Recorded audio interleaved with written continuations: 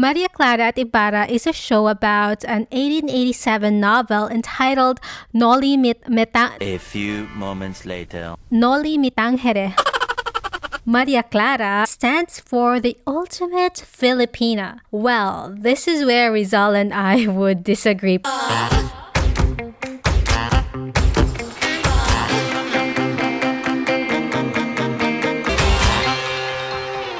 Hey there, Zesties! You're listening to the Gleeful Talkshow, where we share zesty stories to cultivate the happiness and hero within and out.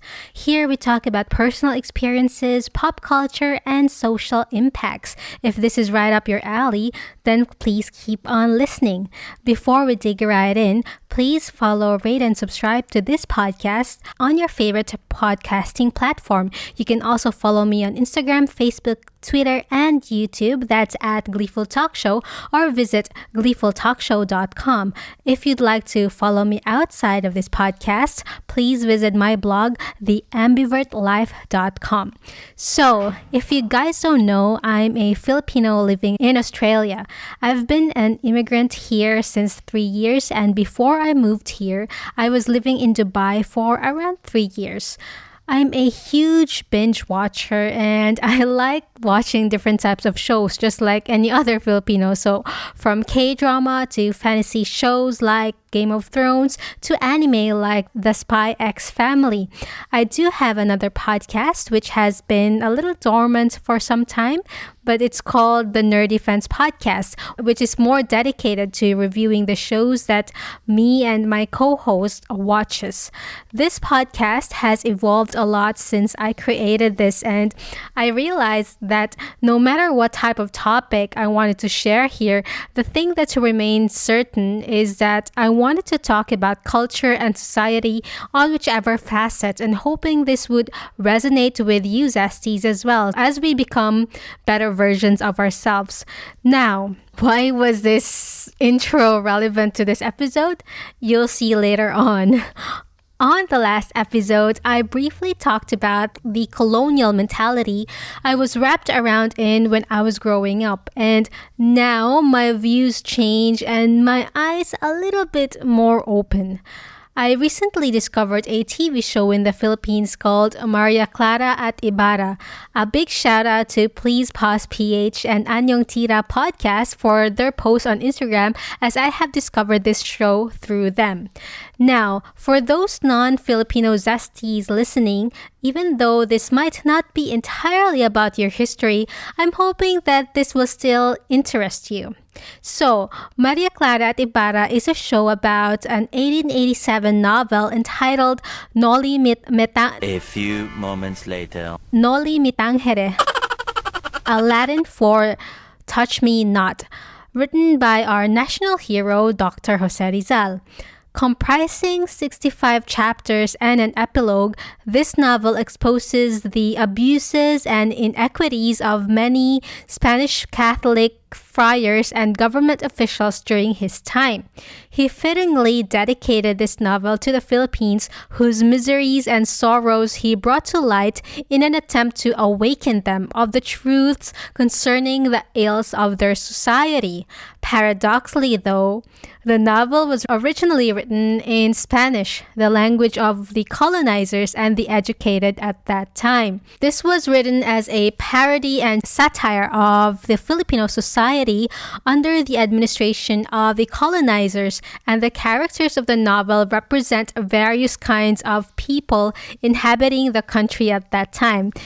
I just remembered when I was reading this in high school for the first time, and we were just asked to read about it, and the teacher and the class will talk about it after we have read everything. I was like, oh, why was this written like this and that? And I was a bit lost on what Rizal wanted to say on the first few chapters of the novel, but after discussing it in the class and the teacher has told us about the symbolism of these characters, then I realized more that hey, yeah, this is what actually he wanted to say at that time. So with the characters, we have Crisostomo Ibarra, who represents a small group of Filipinos who had a chance to study abroad and dreamt of improving the country. Padre Damaso represents the Spanish friars who were fathering illegitimate children and covering those scandals. Maria Clara, on the other hand, stands for the ultimate Filipina. Well, this is where Rizal and I would disagree perhaps. More on that later. So with this show, it's in the GMA network, and what pleasantly surprised me was the modern twist to it, where a modern day character seemed to have quote unquote transmigrated to the novel, which was set around the Spanish colonial period. Now, this is unprecedented in modern day mass media in the Philippines, as far as I remember before moving abroad.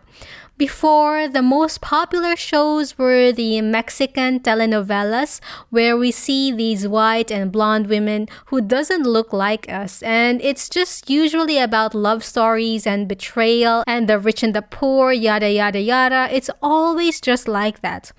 When we had our own telenovelas, it was also patterned like that as well.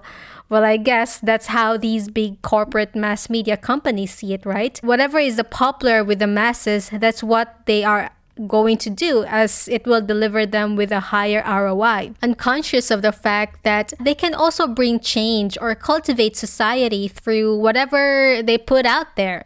I guess everyone, most especially those who have an audience, big or small, has a responsibility to cultivate the better or the worse to a society.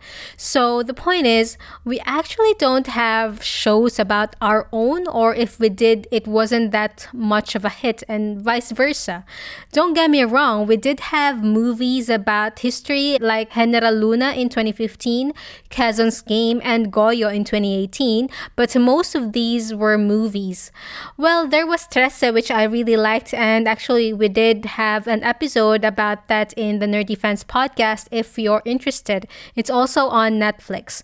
So TV shows with caliber and with a message, that's what I think was missing Filipino mass media TV shows in modern times.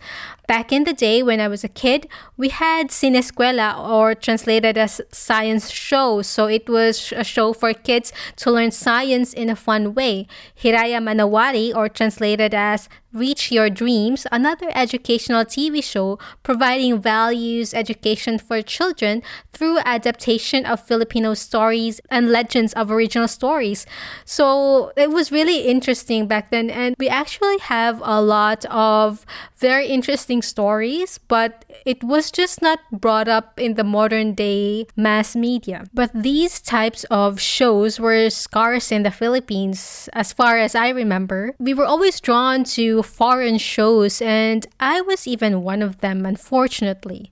But who wouldn't, right? If the mass media TV shows are not really enticing, and after the success of the Other Woman movie, most TV shows portray marriage betrayals and third parties. So I wasn't interested in that, and there wasn't any other interesting shows. So I turned my interest to other countries' TV shows. So back to Noli Me Tangere.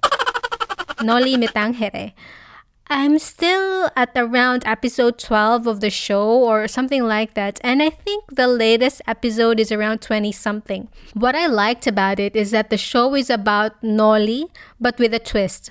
In this way, kids or Gen Zs would be able to relate more while learning the literature at the same time.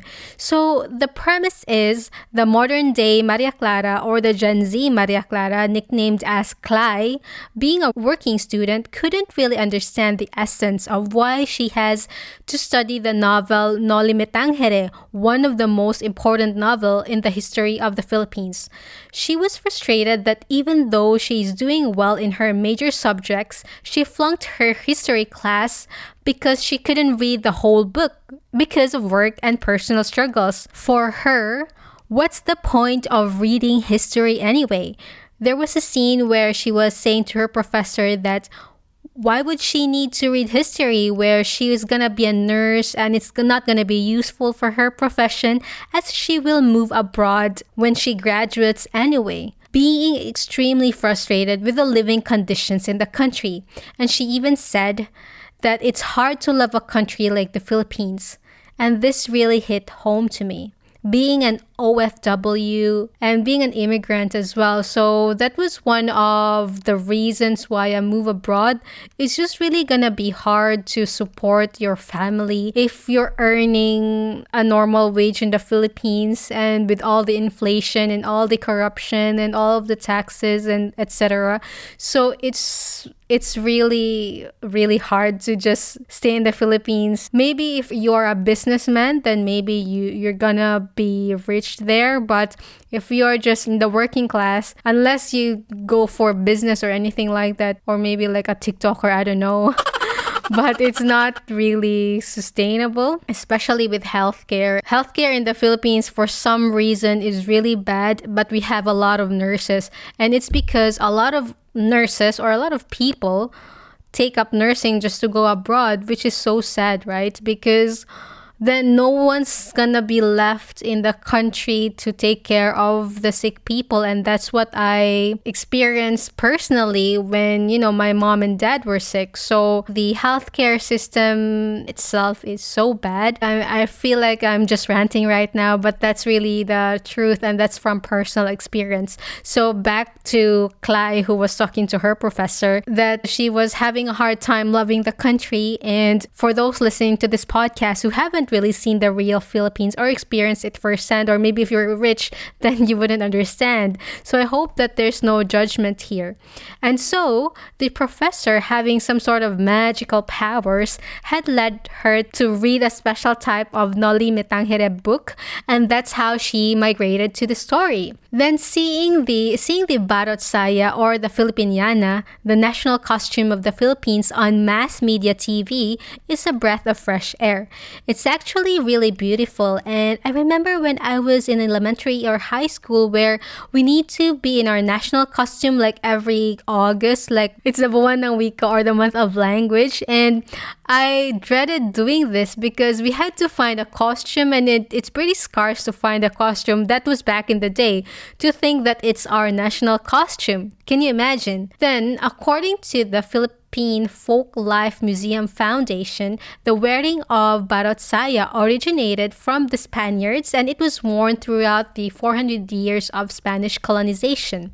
The ensemble has a lot of variations. The most popular one is the Maria Clara dress, which again was inspired by the epic novel Noli Me Tangere. It features a floor-length paneled skirt or of silk or satin, and it consists of 4 separate pieces: the collarless waist-length bell-sleeved camiso, the bubble-shaped floor-length saya, the stiff neck covering called panuelo, and the hip-hugging knee-length tapis or overskirt. On the show, they actually mentioned what's the use of the panuelo, which was very interesting to me because I didn't know about that. Maybe we were told about it years ago and I wasn't interested. For those who have read Noli Me Tangere, well, literally, perhaps all Filipinos know that Maria Clara's parentage is not fully Filipino. In the book, she was described by Rizal as, quote, not having the small eyes of her father, but like her mother, she had them large and black beneath long lashes. Her hair had almost golden hue. Her nose, of a quote-unquote correct profile, was neither sharp nor flat. Her mouth reminded one of her mother's, small and perfect, with 2 beautiful dimples on her cheeks. Her skin had the fine texture of an onion layer, the whiteness of cotton, unquote. I remember when I was reading this novel for the first time in high school, not knowing yet the real history, that made me really suspicious of her parentage. And in the end, I was right. She was described as the most beautiful lady in the town of San Diego, or basically the story. And although Rizal patterned her to his childhood sweetheart and as an epitome of a Filipino woman, I felt that with her parentage, strictly speaking, then she isn't, right? Her skin was white as cotton and her nose is the quote-unquote correct profile. Doesn't really sit well with me. And with this, the readers of Noli would think, and we had been for centuries, that this is what beautiful means. And yes, beauty is definitely in the eyes of the beholder. For centuries, the Filipinos and our colonial mentality led us to think that having white skin and the correct nose profile, same as our colonizers, represents beauty, which is such a sad, sad thing, right? And take note, Zesties, I'm not excluding myself in this. It literally took me almost 30 years to open my eyes about this, which is so sad. I think it's really hard to be out of that colonial mentality because we have been colonized for 400 years. Basically, most of us are maybe half Filipinos, right? And my lineage as well. Like, I know that my great-grandmother was half Spanish. So what can we do? Anyway, I'm not an expert in history and anything about Rizal, but since Noli is a parody and a satire, I'm hoping that he also kind of embedded this satirical representation of Maria Clara's beauty, where Filipinos would think that the half Filipinos are the most beautiful of all. Well, I mean physically, so I don't really know if that was what he was going for as well. So yeah, I'm not an expert. Anyway, for centuries, we have regarded Maria Clara as the epitome of femininity, the role model to Filipino women. When I was growing up, we were raised to be like her, to be mahinhin, which is Filipino for reserved, modest, and shy woman. If you are not as mahinhin as Maria Clara, then you are not a real woman or guys won't like you. Basically. But scholars have reportedly denounced the insinuated culture of Maria Clara, notably that of Filipinas being submissive and quiet towards men, a stereotype that was first brought by the Spanish colonialists. Historians have pointed out that the OG Filipinas have historically been more vocal and have served positions equal to, and some even higher than men. You go, girl. But sadly, this changed because of our colonizers. Really, really sad, right? What do you think, Zesties? If we would not have been colonized, what could have we been? I guess we'll never know, right? And you know what's annoying with the colonial mentality that we have? Some of us still have it, which is all the more sad. Although I know that some have also opened their eyes, but I couldn't blame the people who are still under this bubble though. And this is where I think mass media in the Philippines should take charge through what's being depicted on TV and all of that. And I guess us podcasters as well. So I know a lot of podcasters like Banana Q Podcast is all about Filipino content. So kudos to those podcasters as well. This Maria Clara and Ibarra show is a start. A pleasantly surprising start. I like that they've added the twist that the Gen Z Maria Clara is actually the strong, independent woman as symbolized by Clay. She speaks her mind, her truth, and is fierce. I think that a woman like that is admirable. Because we were raised to be quiet, to be submissive, and anyone who is other than that is loud or is out of her mind. So I hope that this show will continue to steer this colonial mentality out of our minds, especially with the younger people back in the Philippines. Although we cannot rewrite our histories, we shouldn't let our history define us as a colonized nation. Why not think we should be paving the way for this and that, right? I like that the show is really doing its best to show the period where it was set. Although it's pretty obvious that most of the actors have a hard time speaking the formal Filipino, but they are doing their best. I got a bit sad as well thinking that I'm not really good in speaking Filipino. I mean, because I was raised in Cebu, and in Cebu we have a different dialect and we have a Filipino subject which most of us are not really good at, which is again a very, very sad thing. I heard that in schools right now they are teaching the mother tongue and a lot of people were despising it.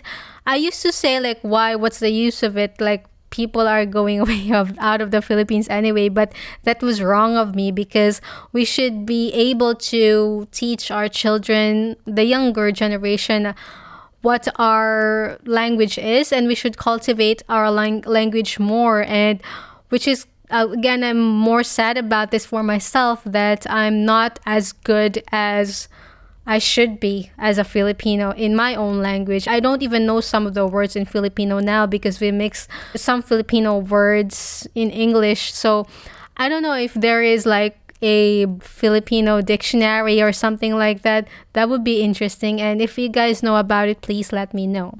I also like the settings as well, the buildings, the architecture, and even the outdoor settings.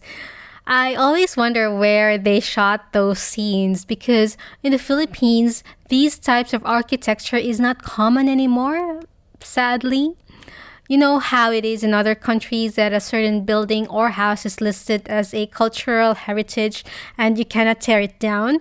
I know that Intramuros is such, but I do hope that it's getting maintained, and I hope that there are others as well. So Filipino Zesties who are listening, please let me know if you know something else. I also really liked the message that the show is depicting. It's depicting the woes of the younger people in the Philippines who are so frustrated with the country, mainly the inequality of wealth and the corruption of powerful people, leading the poor getting poorer, no education, and so on. I also liked that in one of the scenes, the main character, Clay, said that the change should start with the rich, practically saying this is indeed correct. The poor people are so busy trying to survive, they couldn't champion for change. So it's more in the hands and the responsibility of the rich and the powerful to start the change for good. But I wonder, is this happening in the Philippines? Or am I being too skeptical, perhaps? Lastly, although I would like the show to stay true to its source material, I'm curious to see whether they will, and how would that affect the show and the message. I'm hoping that they will give the source material justice and at the same time reignite patriotism amongst us. Then that would be a great result. Or am I asking too much? Kudos to the people behind the show, as I think this is a really good direction for Philippine prime time. I also commend the actors, most especially Dennis Trillo, the one portraying Crisostomo Ibarra. I think he's perfect for the role. He really embodied the Ibarra I imagined.